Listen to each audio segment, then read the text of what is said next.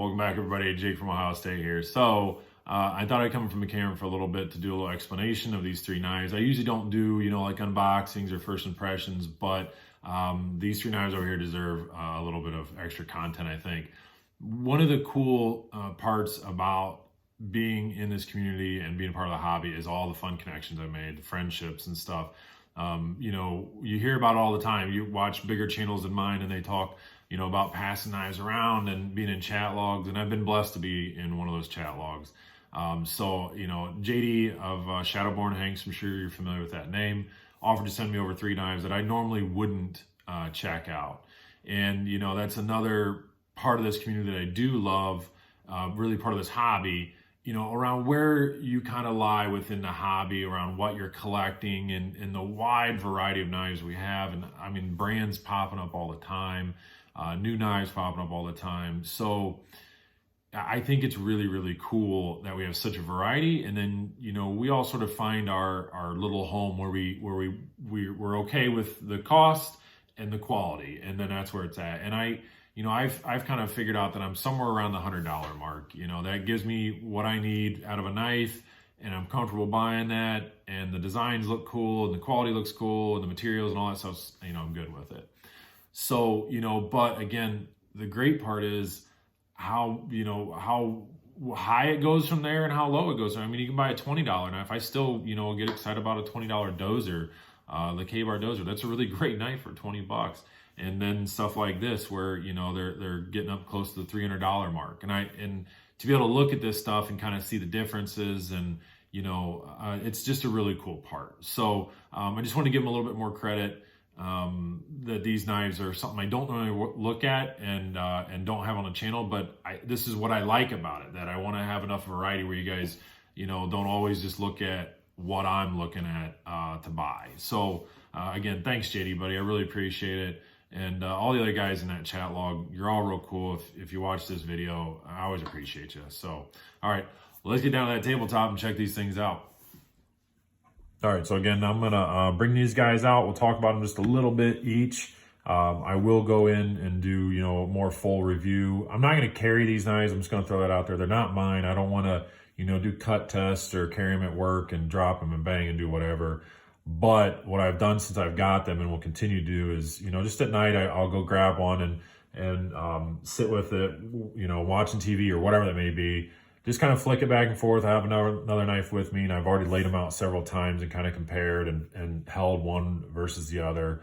I'll give a good enough impression off of it doing that. They're not mine, so I don't want to do any hard tests on them. But so let's get into them, right? The first guy up is honestly a little spoiler alert, but it's my favorite. The TwoSun TS-190. So this guy, doing a quick search off of it, is actually about a $100 knife from what I can see right now. Again, if prices have changed or, whatever, but one part of that is probably that 14C28N, which is one of my favorite steels. And I actually classify it, just personal, but I classify it a little above budget. I know it's in a lot of budget knives and a lot of budget ranges, but I think that it performs like at, the low end of mid-grade. You can blur those lines everywhere. Everyone has their own opinion on where knife steel resides and, of course, the heat treat and so on. But this blade steel, to me, it performs really, really well. I've had it on several other knives and really enjoy it. Other than that, I believe, again, this is all titanium. It looks milled. Not looks milled, it is milled. You can see all those grooves in there. So I believe it's all titanium, which is really, really cool. And it is so comfortable. There's no hot spots whatsoever. Everything is nice and rolled off. It's very, very comfortable. It fits my hand. You pick up a knife sometimes and then as soon as you close your hand, it just felt like you've been holding it the whole time. And that's what this knife kind of does for me. It fits my hand perfectly. The blade shape is one of my favorites, just this big, deep belly. It's full flat grind on it. And, I always appreciate that. You can see some grind lines, which I like. This is the second TwoSun that I've had. And the other one, my dad's swiped it. So it's, I guess, technically on loan. But I don't think I'm getting that one back. So I don't have a big, I haven't had too many to compare it to, but the action is quite insane. You know, ball bearing, maybe, I don't know. It doesn't drop 100%.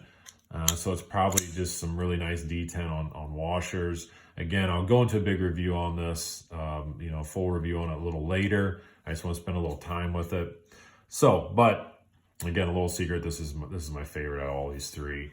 And again, that's just kind of where I sit, you know, that this is about a $100 knife, and this is what I think is really, really cool. TwoSun TS-190.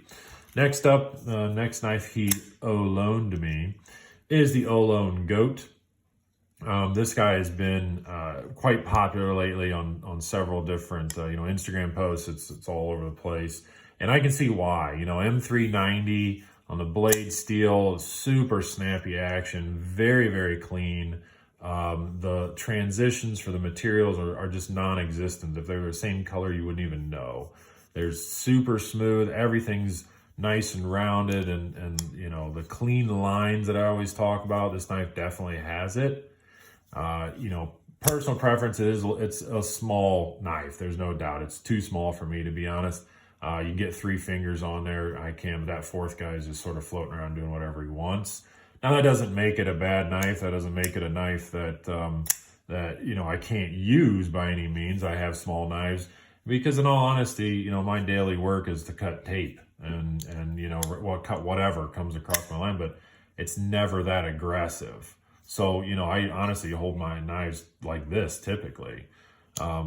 This one kind of too, you can see the lockup on it. I thought that I would have an issue. Typically, I have to have ones that has more of a notch out here.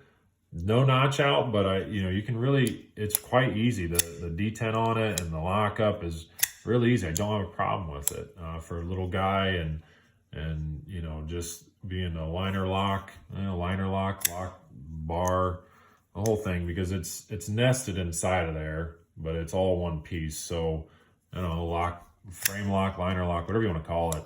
It actually functions quite well. So that is the Ohlone Goat. And talking about this one again too, you know, one thing that surprised me was I had kind of all but given up on frame locks, but I give TwoSun credit. I can use this quite nicely, and maybe it's because it's bigger. I usually have an issue, you know, trying to actually open it, and my hand will lay right on that lock bar, and of course then you can't open it. But it's, you know, the handle construction must be right where I don't have a problem. My hands basically lay on the pocket clip. So these couple cool knives. Now the last one is just a beast, and that is the Spartan Blades Pallas, P-A-L-L-A-S, Pallas. So this guy has been modified, as you kind of noticed already. And again, I'm going to do a full review on these guys a little later. I'll put up some pictures. But from JD, I believe he said he got this from Geared Towards Gear, Sean over at Geared Towards Gear, who I think he talked about it before in one of his videos, or at least on a post, where he deleted the guard. They do not classify it as a flipper. Even on their website, it was more just as a guard. And, you know, I agree with him there that it did not need that. It didn't need the guard at all. This front finger choil is perfectly, you know, you're not going anywhere. Sean even actually put in his own, then you can notice that as well, put in an extra finger choil, so you can really kind of get up there and do some heavy work if you want to.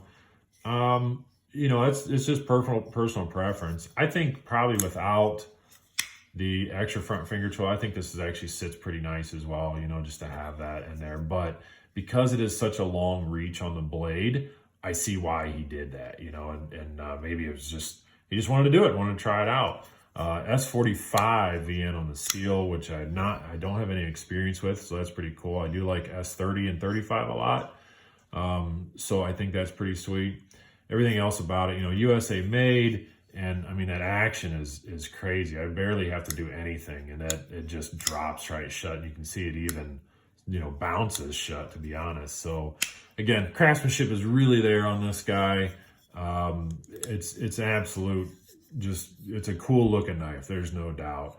It's a big knife. It's a heavy knife. There's lots of reviews on this. So I think it's really, really cool. It fits in my hands, actually goes past it. So that's the last one. Again, you have the TwoSun TS-190, the Ohlone Goat, and the Spartan Blades Pallas. So these are just really cool knives. Quick video to talk about them, do a little unboxing. I'll go into the detail a little more on it. Again, thank you, JD. I think it's really cool that you were able to send these out just for me to check out. And all right, guys, that's it for today. We'll see more of these guys a little later.